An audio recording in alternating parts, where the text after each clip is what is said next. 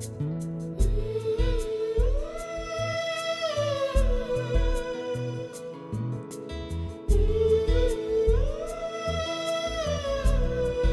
കാഴ്ചകളിലേക്ക് മാന്യപ്രേക്ഷകർക്ക് സ്നേഹപൂർവ്വം സ്വാഗതം.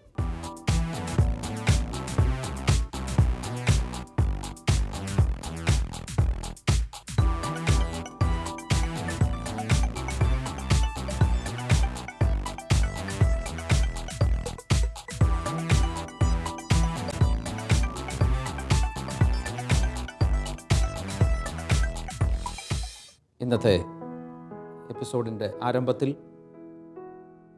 ജീവിതബന്ധിയായ ഒരു നേർക്കാഴ്ചയിലേക്ക് നമുക്ക് പോകാം.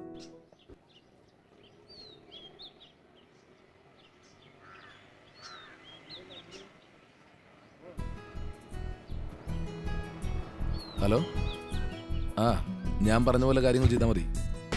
ഏയ് ശരി ശരി ശരി, ആയിക്കോട്ടെ ആയിക്കോട്ടെ. എന്നാ അങ്ങനെ തന്നെ ആയിക്കോട്ടെ. ശരി, ഓക്കെ, താങ്ക് യു. ഓ, ക്യാഷ് എന്താ ഞാൻ ട്രാൻസ്ഫർ ചെയ്യാം. ഏയ് അതിനെക്കുറിച്ച് വരടാന്ന് വേണ്ടെന്നേ. ഞാനല്ലേ പറയുന്നേ. ഇല്ല, താമസിക്കില്ല. സാറ്റർഡേ തന്നെ ചെയ്തോളാം. ഹായ് മോളു. പിന്നെ ഞാൻ വിളിക്കാം. ഞാൻ അല്പം തിരക്കില്ല. ഞാൻ വിളിക്കാം. ഓക്കെ.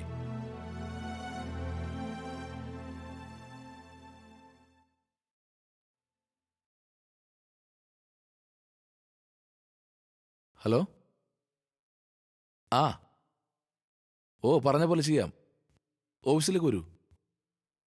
ഓക്കെ, ശരി. പപ്പാ. എന്താ മോളെ?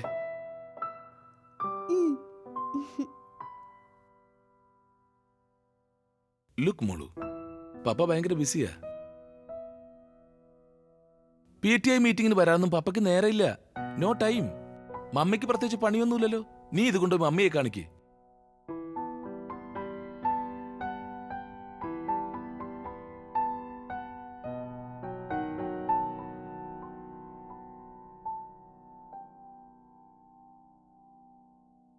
മമ്മി.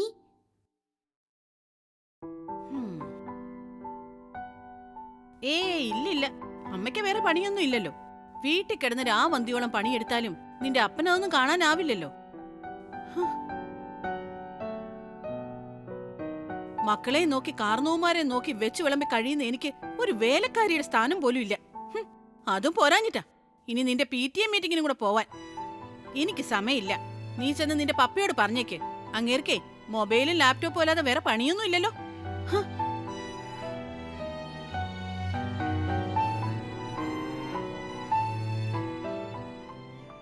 ദൃശ്യത്തിൽ നിങ്ങൾ കണ്ടല്ലോ, കുടുംബജീവിതത്തിൻ്റെ മുഖ്യധാരയിൽ നിന്ന് മാറിപ്പോകുന്ന ഭാര്യ ഭർത്താക്കന്മാരെ. ഇന്ന് കുടുംബജീവിതത്തെക്കുറിച്ച് നാം ചർച്ച ചെയ്യുമ്പോൾ മുഖ്യമായും കടന്നു വരുന്ന ഒരു വിഷയം കുടുംബത്തിലെ കുഞ്ഞുങ്ങളുടെ രൂപീകരണം തന്നെയാണ്.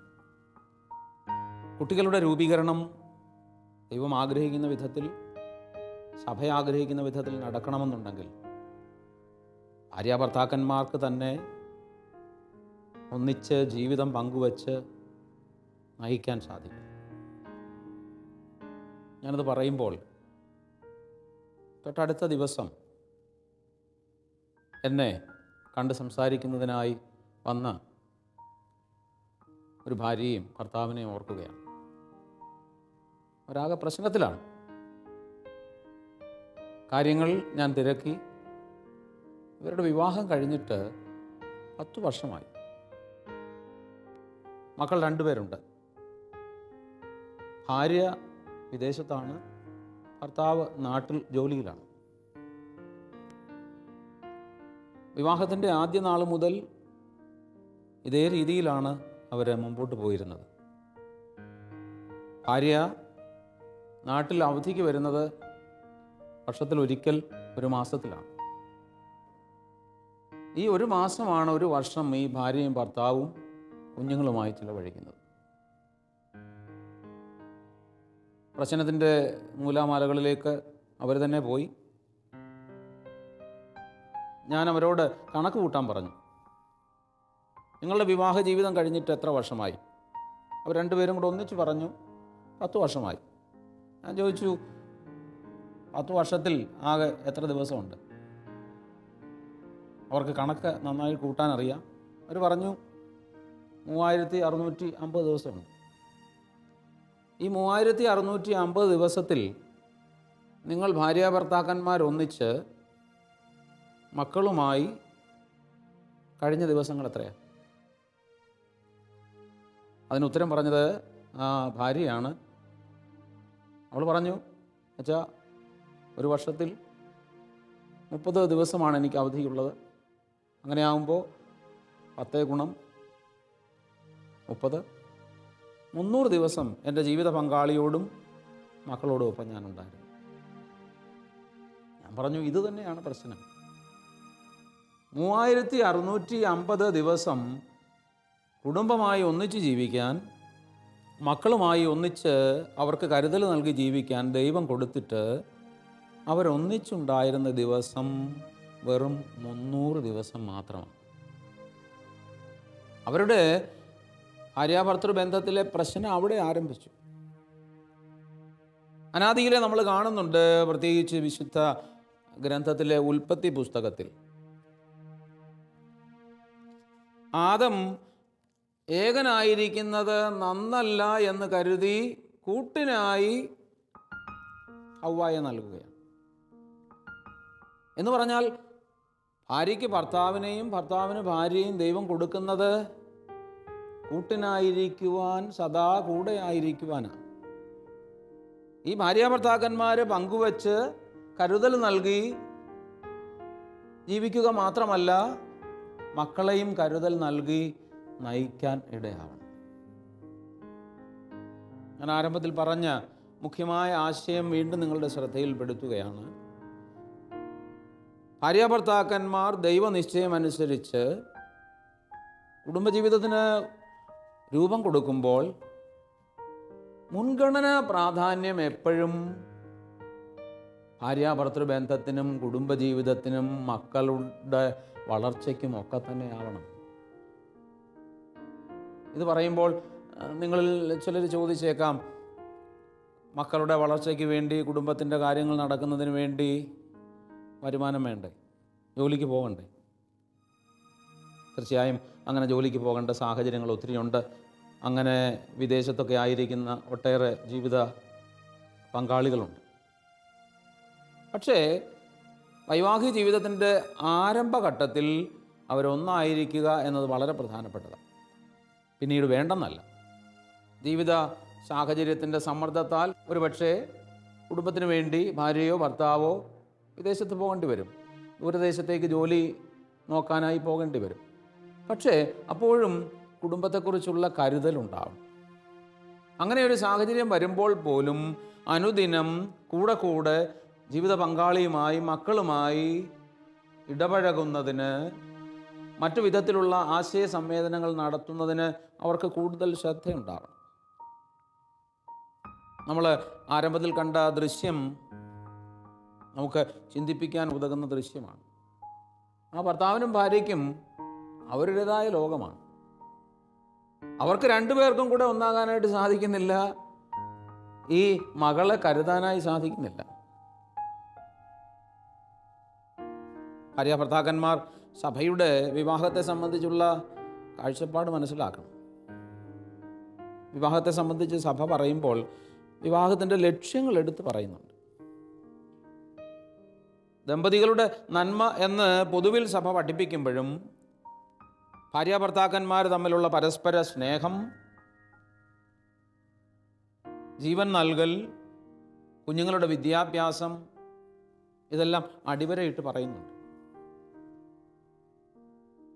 കുഞ്ഞുങ്ങളെ ജനിപ്പിച്ച് വളർത്താനായി മാതാപിതാക്കൾക്ക് സാധിക്കണമെന്നുണ്ടെങ്കിൽ അവർ തമ്മിലുള്ള സ്നേഹം വളരെ പ്രധാനപ്പെട്ടതാണ്. ഈ സ്നേഹം പ്രകടമാക്കാൻ സാധിക്കണം.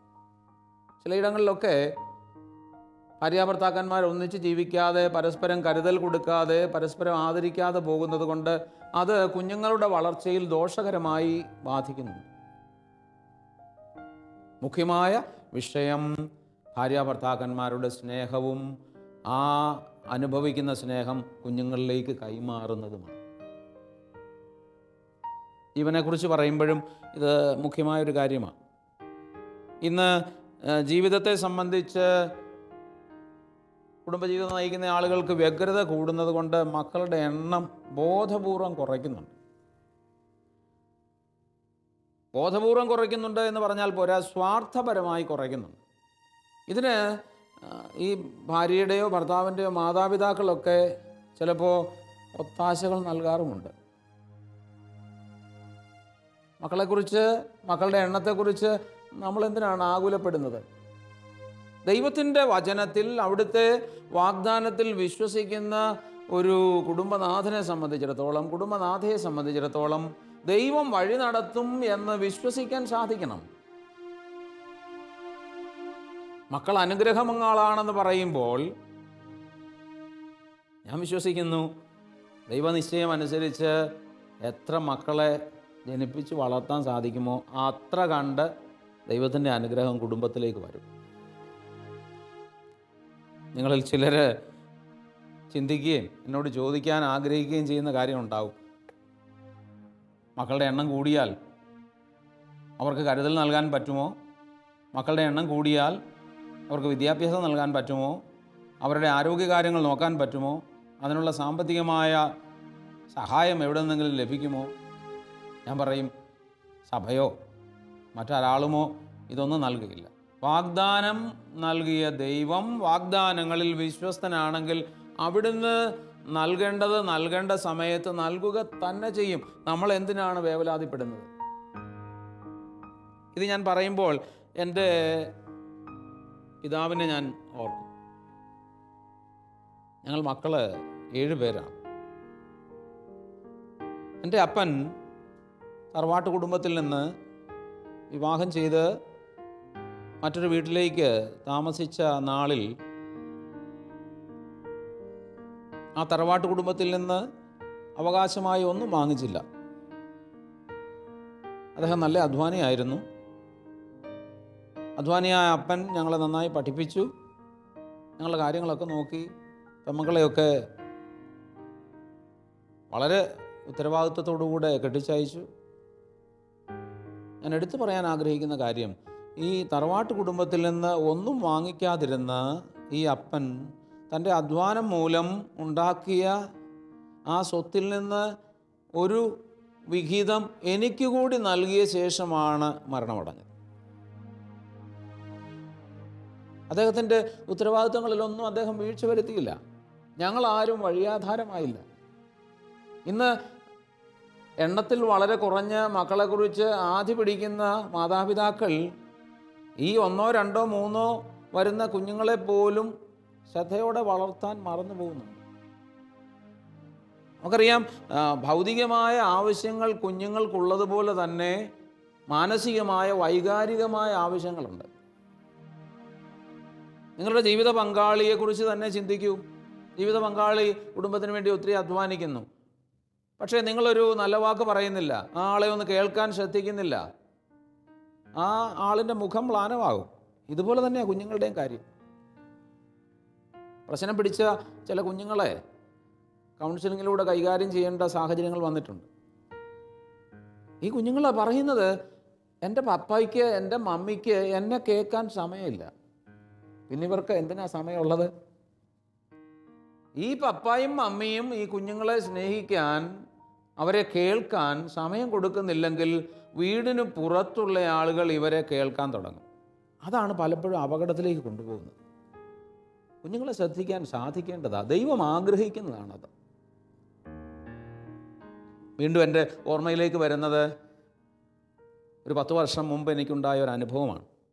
അന്ന് ഞാൻ ഒരു കൗൺസിലിംഗ് സെൻറ്ററിൽ അസിസ്റ്റൻറ്റ് ഡയറക്ടറായിട്ട് സേവനം ചെയ്യുന്ന കാലമാണ്.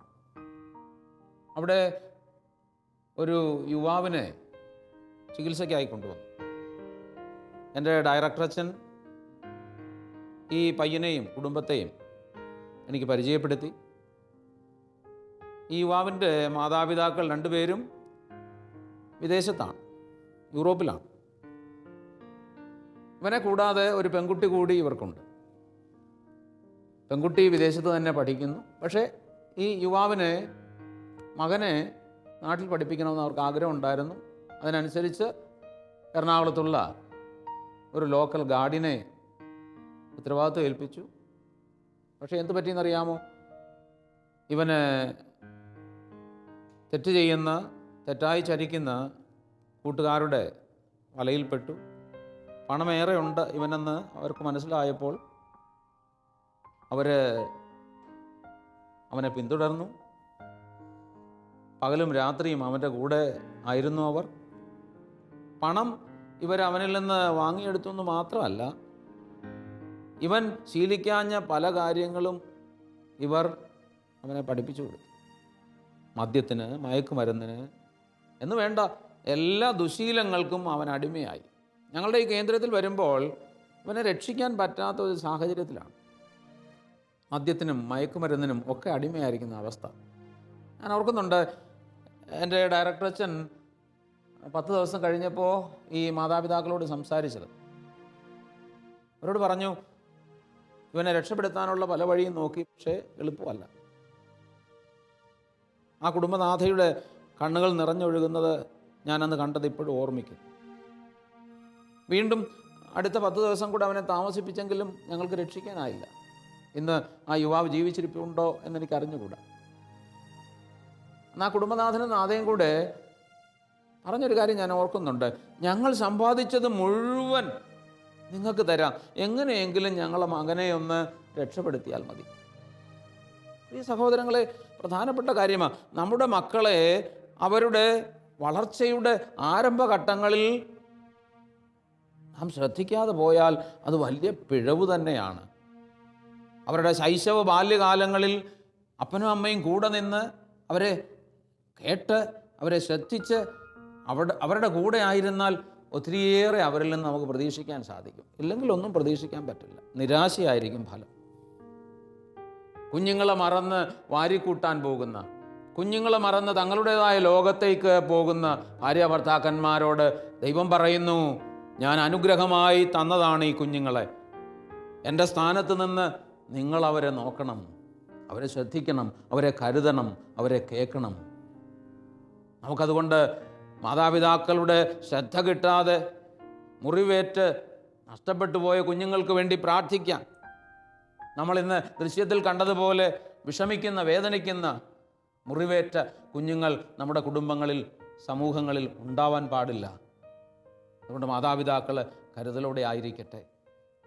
കുഞ്ഞുങ്ങളുടെ നല്ല രൂപീകരണത്തിൽ ശ്രദ്ധിക്കുന്ന മാതാപിതാക്കളെ, അത്തരത്തിലുള്ള ഒരു കുടുംബത്തെ നമുക്ക് പരിചയപ്പെടാം.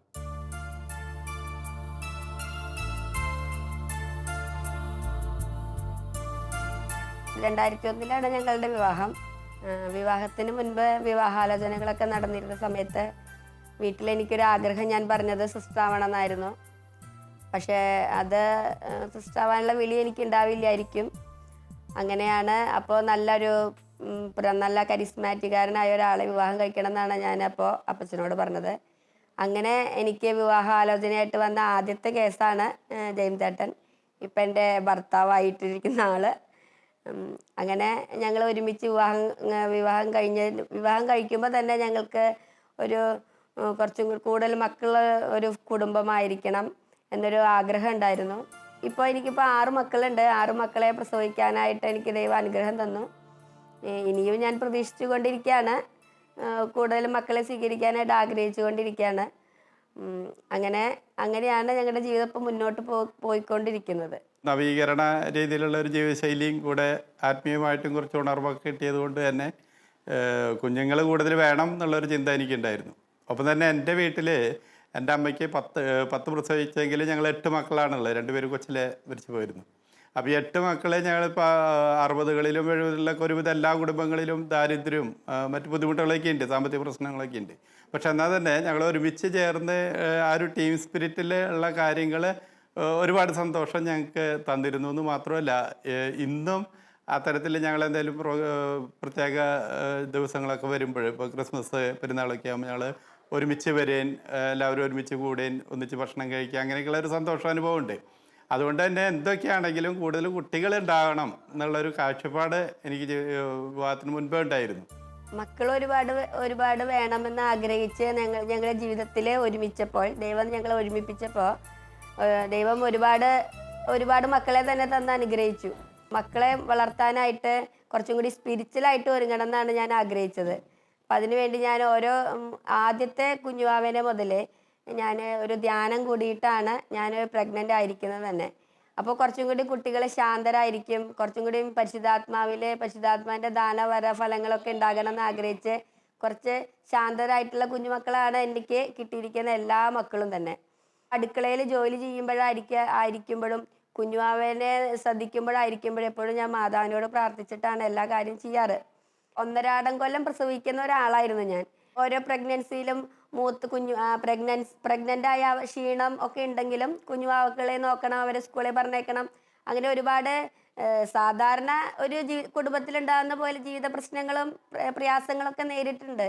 അന്ന് എൻ്റെ ജീവിത പങ്കാളി ഇതേ എന്താ പറയുക മനോഭാവത്തോട് കൂടിയിട്ട് ഉള്ള ആളായതുകൊണ്ട് ദൈവം അതൊക്കെ ഒരു സ്മൂത്താക്കി ദൈവം തന്നെ ക്രമീകരിച്ചു എന്നാണ് ഞാൻ മനസ്സിലാക്കുന്നത്. ഒരു ഷിഫ്റ്റ് ഡ്യൂട്ടി പോലെയാണ് ശരിക്കും ഞങ്ങളുടെ വീട്ടിലെ കുറേ കാര്യങ്ങളും ദൈവം തന്നെ ക്രമീകരിച്ച് തന്നിരിക്കുന്നത്. കാലത്ത് ഞാൻ വിശുദ്ധ കുർബാനയ്ക്ക് പോകും. അപ്പോൾ ഞാൻ ഭക്ഷണമൊക്കെ വെച്ച് കുട്ടികളെ ആളുടെ കയ്യിൽ ഏൽപ്പിച്ചിട്ടാണ് ഞാൻ കർത്താവിൻ്റെ കയ്യിൽ ഏൽപ്പിക്കാൻ പോകുമ്പോൾ ഞാൻ ആളുടെ കയ്യിൽ ഏൽപ്പിച്ചിട്ടാണ് പോണത്. അപ്പോൾ ആള് വീട്ടിലിരുന്ന് ആ സമയത്ത് ആളുടെ പേഴ്സണൽ പ്രയർ ചൊല്ലുന്നുണ്ടാവും. ഞാൻ കുർബാനയ്ക്ക് പോയി ഇപ്പം മൂത്ത കുട്ടികളെയും കൊണ്ടൊക്കെയാണ് പോകുന്നത്. പോയി വരും.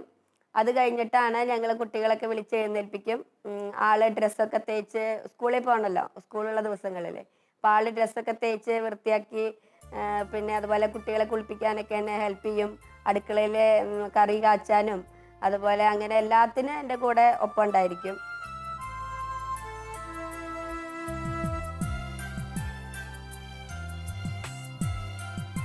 കുട്ടികളുടെ കാര്യത്തിൽ പല കുടുംബങ്ങളിലുള്ളൊരു വിഷയം ഞാൻ കണ്ടിരിക്കുന്നത്, കുട്ടികളെ നോക്കാൻ അമ്മ, മറ്റ് പുറം കാര്യങ്ങൾ ചെയ്യാനായിട്ട് അപ്പൻ എന്നുള്ളൊരു ശൈലിയാണ്. എൻ്റെ വീട്ടിലും അങ്ങനെ തന്നെയായിരുന്നു. പ്രത്യേകിച്ച് എൻ്റെ വീട്ടിൽ കൂടുതൽ പേരുള്ള കാരണം കൊണ്ട് എനിക്കൊന്നും പ്രത്യേകിച്ച് ഒരു കാര്യങ്ങൾ അറിയേണ്ടി വന്നിട്ടില്ല. എന്ന് പറഞ്ഞാൽ നേരത്തിന് ചെല്ലുമ്പോൾ ഭക്ഷണം കഴിക്കുക, അങ്ങനെയൊക്കെയുള്ള സംഭവങ്ങളായിരുന്നു. ഇപ്പോൾ അലക്കാനോ അല്ലെങ്കിൽ ഒരു കാര്യങ്ങളിൽ നമുക്കൊന്നും ചെയ്യേണ്ടിയൊന്നും വന്നിട്ടില്ല. പക്ഷെ ഇപ്പോൾ ഞാൻ എൻ്റെ വിവാഹശേഷം കുറേ കാര്യങ്ങളിൽ എൻ്റെ മനസ്സിൽ തന്നെ കുറച്ച് കൺസെപ്റ്റ്സ് അങ്ങനെ രൂപപ്പെടുത്തിയിട്ടുണ്ട്. എന്ന് പറഞ്ഞാൽ കുട്ടികളെ നോക്കാനും അല്ലെങ്കിൽ കുട്ടികളെ കുറിച്ച് ചെറിയ കരുതലും ഒക്കെ നമുക്ക് ഉണ്ടാവണം എന്നുള്ളൊരു ചിന്തയുണ്ടായിരുന്നു. അപ്പം ഇപ്പോൾ ഭക്ഷണ കാര്യത്തിലാണ് ഞാൻ കുറച്ചും കൂടെ ശ്രദ്ധ. ഭക്ഷണം കൊടുക്കുമ്പോൾ ശരിക്കും ചോറൊക്കെ ഉരുട്ടി വായ നിറച്ച് കഴിക്കണം എന്നുള്ളൊരു ചിന്താഗതിക്കാരനാണ്. അതുകൊണ്ട് തന്നെ കുട്ടികളെ രാവിലെ സ്കൂളിൽ പോകുന്നതിന് മുമ്പുള്ള ഭക്ഷണം അത് കൃത്യമായിട്ട് ഉരുട്ടി തന്നെ വെച്ച് അതിന് ശേഷം തന്നെയാണ് വണ്ടിയിൽ കയറ്റി വിടുള്ളൂ. സ്കൂളിൽ പോവുകയാണെങ്കിൽ ഞങ്ങൾ ഒരുമിച്ച് ഓട്ടോറിക്ഷയിലാണ്. ഒരു 8:15 ഞങ്ങൾക്ക് ഓട്ടോറിക്ഷ വരും. അപ്പോൾ എല്ലാവരും കൂടി 5 പേരാണല്ലോ ഒരു ഓട്ടോറിക്ഷയിൽ കൊള്ളുക. ഓട്ടോറിക്ഷയിൽ പറ്റുള്ളൂ. അപ്പോൾ 5 പേരും അവർ ഒരുമിച്ച് ഞങ്ങൾ യാത്രയാക്കും. അത് കഴിഞ്ഞ് ഞാൻ ജോലിക്ക് പോകും. അത് കഴിഞ്ഞ് ആള് പോകും. അപ്പോൾ അങ്ങനെയാണ് ഇപ്പം ഞങ്ങളുടെ ഒരു ടൈം ടേബിൾ പോയിക്കൊണ്ടിരിക്കുന്നത്.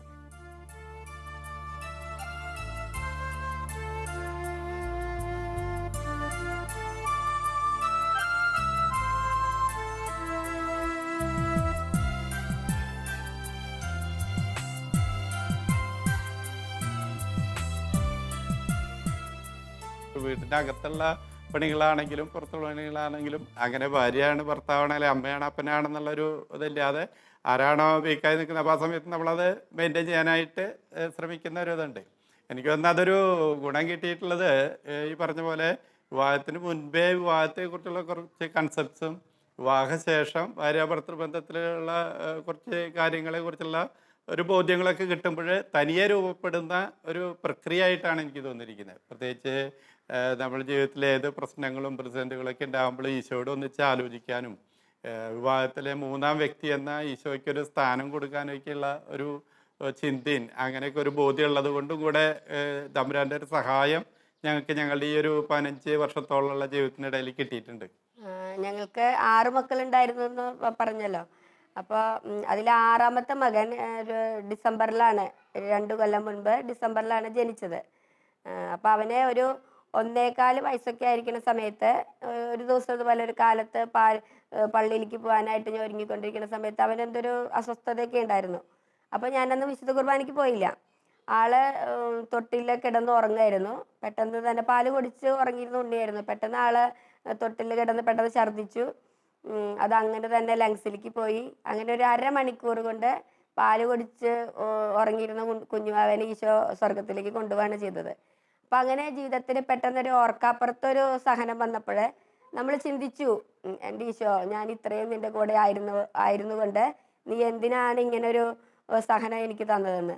അപ്പോൾ ഈശോ പറഞ്ഞത് എന്താണെങ്കിൽ, നിന്നെ എനിക്ക് അത്രയും ഇഷ്ടമുള്ളത് കൊണ്ടും നിൻ്റെ കുടുംബത്തിനെ പറ്റിയിട്ട് ഞാൻ വലിയൊരു പദ്ധതി സ്വപ്നം കാണുന്നത് കൊണ്ടാണ് നിങ്ങൾക്ക് വേണ്ടി പ്രാർത്ഥിക്കാനായിട്ട് ഞാൻ നിൻ്റെ മകനെ തന്നെ ഞാൻ എടുത്തുകൊണ്ടുപോയത്. നിനക്ക് വേണ്ടിയിട്ട് അവൻ എൻ്റെ മടിയിൽ ഇരിക്കുമ്പോൾ, എന്തായാലും 1.25 വയസ്സായ കുട്ടി എന്തായാലും സ്വർഗത്തിലാണല്ലോ, അവൻ എൻ്റെ മടിയിൽ ഇരിക്കുമ്പോൾ നിൻ്റെ കുടുംബം, നിൻ്റെ ബ്ലഡ് എൻ്റെ മടിയിലാണ് ഇരിക്കുന്നതെന്ന്. ഇപ്പോൾ എൻ്റെ പലപ്പോഴും ബുദ്ധിമുട്ടുകളൊക്കെ വരുന്ന സമയത്ത്, സാമ്പത്തിക ബുദ്ധിമുട്ടായാലും മറ്റു പ്രശ്നങ്ങളൊക്കെ വരുമ്പോൾ ഇപ്പോൾ മധ്യസ്ഥം പ്രാർത്ഥിക്കുന്നത് ജോസഫ് മോനോടാണ്. ജോസഫ് മോനെ അപ്പച്ചനും അമ്മച്ചിക്കും ചേട്ടന്മാർക്കും ചേച്ചിക്ക് വേണ്ടി മധ്യസ്ഥരായിരിക്കണം എന്ന് പറയുന്നൊരു അവസ്ഥയുണ്ട്. ഉണ്ണീശോടെ പ്രാർത്ഥിക്കുന്ന അതേപോലെ തന്നെ ഞാൻ ജോസഫിനോടാണ് പ്രാർത്ഥിക്കുന്നത്. ശരിക്കും അതിൻ്റെ വലിയൊരു അത്ഭുതം എന്ന പോലെ ഒരു സംഭവം കൂടെ ഉണ്ടായി എന്നുള്ളതാണ്. എനിക്ക് എൻ്റെ ഒരു വർഷങ്ങളായിട്ട് വഴിയില്ലാതെ കിടന്നിരുന്ന ഒരു സ്ഥലത്തേക്കുള്ള വഴി രൂപപ്പെടാനായിട്ട് ജോസഫിൻ്റെ മധ്യസ്ഥമാണ് എനിക്ക് സാധിച്ചതെന്നുള്ളൊരു യാഥാർത്ഥ്യമുണ്ട്.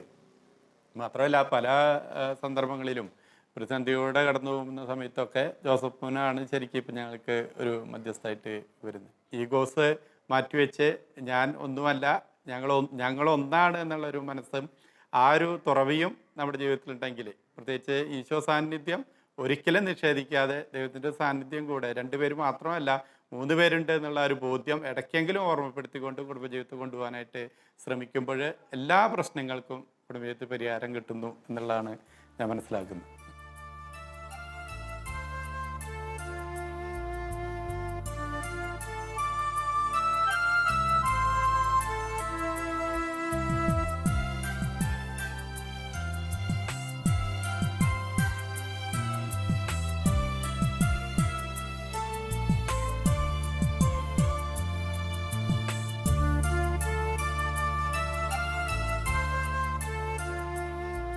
നമുക്ക് ഒരു നിമിഷം പ്രാർത്ഥിക്കാം. കൃപാസമ്പന്നനായ കർത്താവേ, അവിടുത്തെ കരുതലിനായി ഞങ്ങൾ പ്രാർത്ഥിക്കുന്നു. ദൈവമേ, കുഞ്ഞുങ്ങൾ കുടുംബത്തിന് അവിടുന്ന് നൽകിയ ദാനങ്ങളാണെന്ന്, അനുഗ്രഹങ്ങളാണെന്ന് മനസ്സിലാക്കി കുഞ്ഞുങ്ങളെ കരുതലോടെ കാക്കാൻ, അവരെ ചെവിക്കൊള്ളാൻ ഇടയാക്കണമേ എന്ന് പ്രാർത്ഥിക്കുന്നു.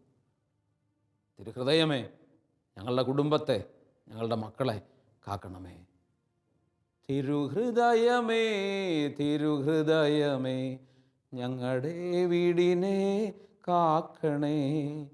തിരുഹൃദയത്തിൽ, തവ ഹൃദയത്തിൽ ഒരു പുണ്യസൂനമായി ചേർക്കണേ.